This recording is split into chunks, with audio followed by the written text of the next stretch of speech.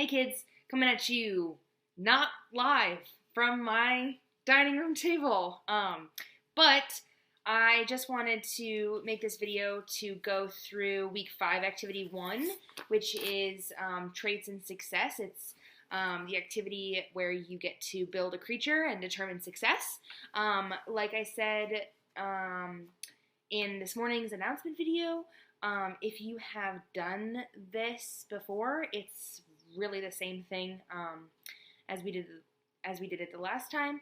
The only difference is that you have just a couple of reflection and analysis questions that you didn't have last time, and then of course, you know, we're doing this all on our digital learning adventure, so you have to turn it in digitally, and there are instructions for that right there on the document. I'm going to be working on the paper document that should be printed out and in your packet of materials that was delivered round 2. But you can also make a copy of this document in Google Classroom and do it digitally. Doesn't matter which way you do it, it's going to be fine either way, so let's get started. All you need for this is a penny and your activity, obviously, and a pencil. And if you don't have a penny, you actually do, because Miss Fish made sure to give you either a penny or like a little disc that you can mark heads or tails on. Doesn't matter. You just need something to basically give you a 50-50% chance of flipping yes or no, whatever. You could use a die and just have like all even numbers be yes, all even numbers be the dominant trait, and all odd numbers be the recessive trait. Like anything that's going to give you 50% chance is fine. You could probably even Google like penny flipper. I don't know. Like that's on, I don't know. Anyway, okay, so directions. You will be flipping a coin to determine the inheritance of a creature's traits. Remember that traits are phenotypes that are passed down through generations, right? Because genotypes, your genes, determine phenotypes, which are the traits, and they get passed down, okay? Heads equals the dominant trait, tails equals the recessive trait. You will flip a coin to determine what gene gets passed on. Flip the coin 2 times in total and then record the alleles your organism has and the trait that will be present in the organism. Fill the table below with your data. Okay, so let's do this. First trait, body type, letter B, dominant trait, round body, recessive trait, square body. Here we go. What does it say? Heads are going to be, okay. Ah! Oh no, my penny fell on the floor.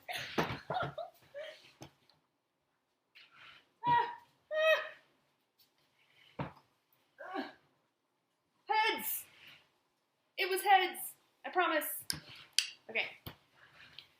Heads. Lesson learned.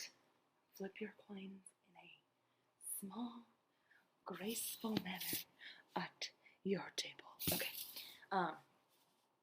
So, heads. That means the flip number 1 is going to be a capital B, and I'll write right there, flip number 1, capital B. Okay. Flip number 2. Heads again, capital B. That means that my alleles that I'm going to write for my genotype, because remember, every creature has 2 alleles per trait, right? You never get just 1, you get 2. 1 from mom, 1 from dad. Anyway, I'll do a capital B and a capital B. I got heads both times. So it'll look like, oh, where are you? Right. Oh, right there. I'm really good at this, making videos. Right there. Okay, cool. Then I look over, and we know that if there's a capital B, or if there's a capital letter, then the dominant trait is going to be the one that gets shown as our phenotype. So I would write down my dominant trait for body shape, which would be round. Okay? So that's how you do it. I'm going to figure out how to do fast forward mode and just like flip them all right now. Here we go.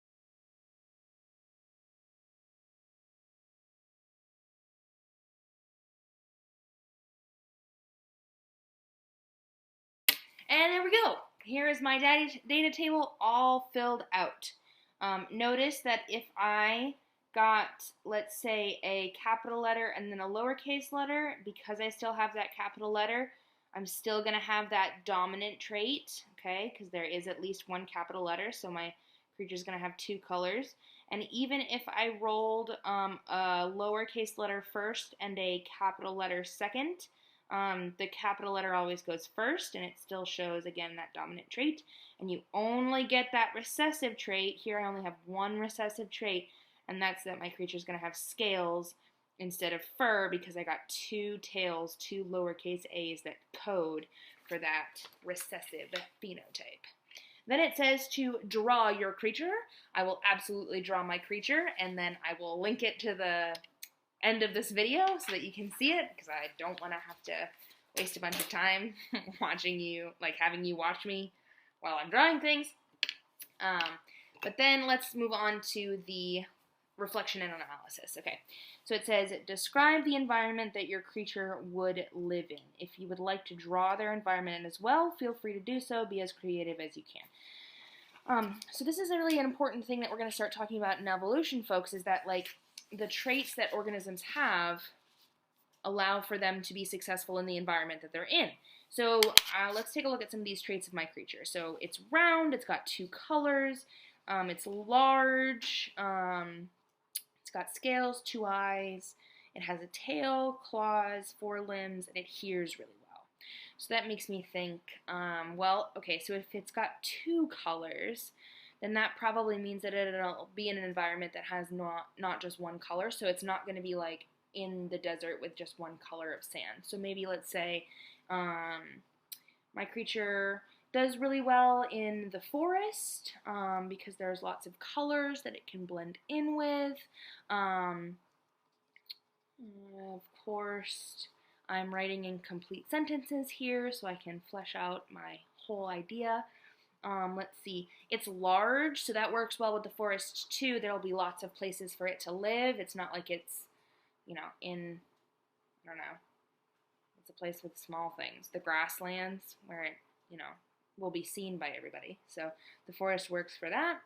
It's got scales instead of fur, so maybe it needs to be in like a tropical rainforest where it doesn't need to be very warm all the time. So yeah, I'll say tropical rainforest.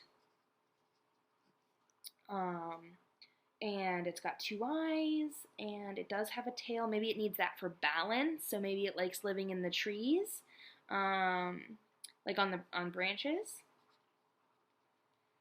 It has claws. That works well too because then it can hold on to trees. That's cool. It has four limbs. That works, and it hears really well. So maybe it hunts during the, let's see if it hears really well.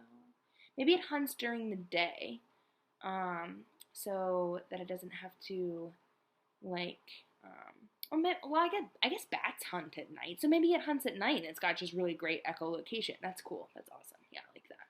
Yeah, I'll do that. Okay, so I'm going to write all of those things in there, and you know me, I'll probably end up drawing something that has to do with its environment, which is fun. All right, and then it says, pick three traits. I'm on question number 2 now. Pick three traits that aid in the survival of your creature. What are those three traits that help your creature survive, and why does that trait help them survive? So now that I've kind of understood and kind of made up an environment that it would live well in, I would write down the traits that really make it survive well. So I definitely want to put like claws and tail, so it can hold on to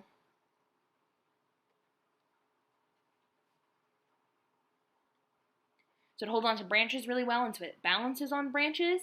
Then maybe I write down scales, right, because it doesn't have fur. That's like my one recessive trait. So because it's in a tropical rainforest, because it has scales, it works really well that way so that it doesn't have to overheat in like, or it won't overheat because it doesn't have fur, and it won't get really chilly because it's not a regular main forest, it's a tropical forest. So I'd write that all down there.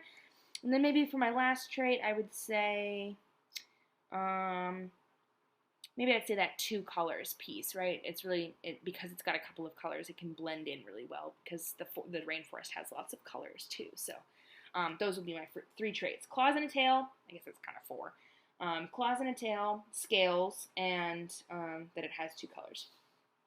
And then the last question is really important too. What would make your creature unsuccessful? Please explain your thinking.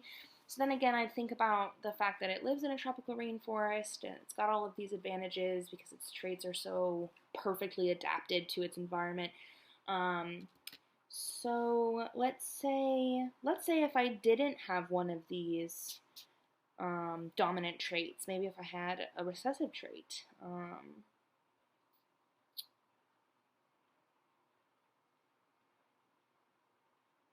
Okay, so maybe it doesn't, like, what, so maybe I'd write, like, instead of having a tail, what if it didn't have a tail? Like, what if these creatures don't have tails, like, through generations, and through, like, reproduction and through time? Like, if there was ever an offspring that didn't have a tail, I could say that those creatures, those offspring, wouldn't be as successful, because they wouldn't have as good a balance as the creatures that do have tails. So I could do something like that. Okay, I hope that made sense, folks, on how I did that. And I'll make sure to draw my creature and put it onto this video so that you can see what I figured out and what I did. And then again, turning things in. If you did it digitally, this document already makes a copy, so just upload it to the assessment on Google Classrooms and hit turn in. And then if you did a paper copy, like I have it right here, I would just lay it all out, take a picture of each one, and then upload it to my Google Docs, and then upload it to the assessment in Google Classroom.